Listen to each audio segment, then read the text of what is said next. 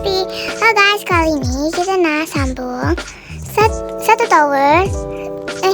Sebelum maghrib satu tower. Jadi sekarang kita main es buah. Hidup bertuper. Ini sebenarnya dari saya kecil lagi ada tower ni. Macam umur berapa gitulah.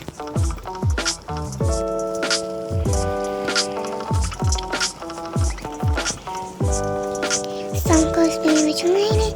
Ini dari 4 tahun yang lalu masa saya umur 4 tahun bukan? Itu saya bagi tahu lah.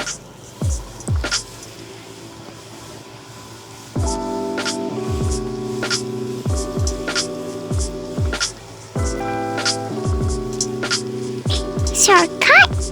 Wow, I got the shortcut, guys.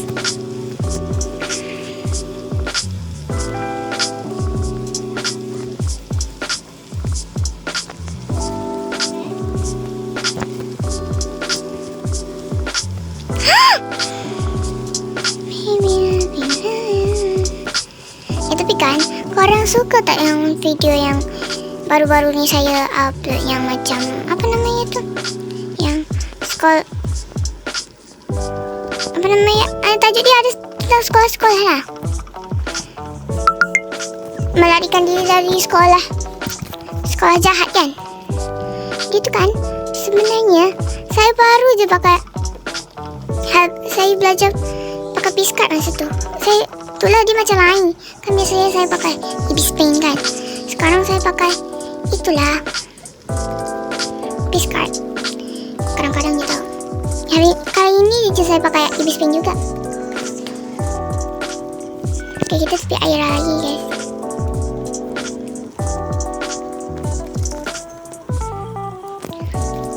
Jadi thank you for watching guys. Terima kasih sudah menonton video saya dari part 1 sampai part 6 ini. Jadi takkanlah saya mau terima kasih guys. 5 hari lagi kita akan beraya. Jadi korang kena jangan marah-marah sebab ini sudah ingin akhir puasa tau. Hari ini 15 Mac.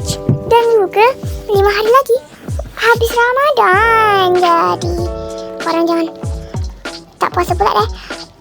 Itu cukup. Jadi tamatlah sudah kisah kami. Terima kasih. Bye bye.